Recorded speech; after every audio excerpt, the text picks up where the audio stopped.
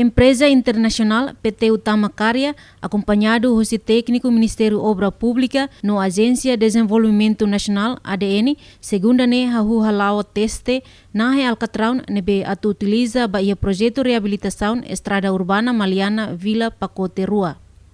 Tim leader hosi konsultan JV Linear Muhammad Azam bin Mamek confirma fase dahulu ba teste nahe alkatraun ninia meta ba distância metro atus ida hahu husi area centro abastecimento ai tula full o insa atu hari alkatraun nia kualidade. Hari ini kita panggil dia trial lah.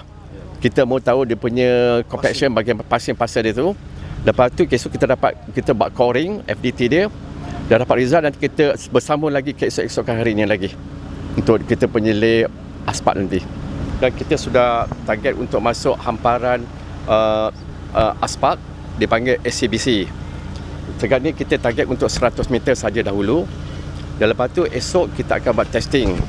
Lepas testing kita akan lagi buat prime code seterusnya sampai ke channel 200 dan kita stop sebentar untuk jalur sebelah kiri sahaja.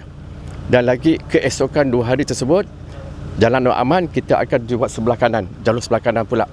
So jadi sekarang ni jalur sebelah kanan kita mobil lalu untuk publik masyarakat dan kita tutup sebelah saja jalur. Dan lagi 2-3 hari kita akan bagi jalur sebelah kiri ni dibenarkan lalu atas jalan permit baru dan kita akan mula buat aspat di sebelah kanan pula. Dan kita akan buat dipanggil step 1, step 2 dan patah balik, step 3, step 4 dan datang semula step 5, step 6, patah balik step 7, step 8. Sebab apa kita ambil kira juga masyarakat dengan public transport semua sekali menggunakan jalur tersebut kiri dan kanan. Dan kita kena pastikan public bisa daripada Nunora terus ke Maliana bandar lah.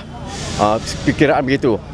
Nunemos, Coordenador Infraestrutura Ministériu Obra Públika Município BOBONARU, Fernando de Fátima relata progresso físico implementação obra lá o atraso também foi atinge por cento sanulu recém hitu.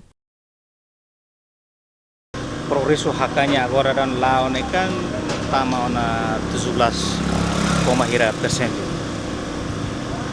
Aktividade nya progresso lá tarde utuan tambah ia faila buat balu entre companhia sernya. Momento início mais sernya equipamentos muso. Limitado teles. Mas depois a me halo na coordenação entre o consultan o contrator. Sira fuate ne ona kata agora equipamentos ne ia dalang mai. Nebe agora dong ita ho trial. Nela os yang kita side la ita tes aspal ho metro 600 meter.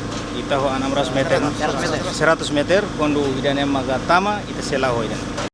Enquanto obra se gasta orçamento milhão ruanulu resin ida resin, ho duração contrato tinan ida fulanen.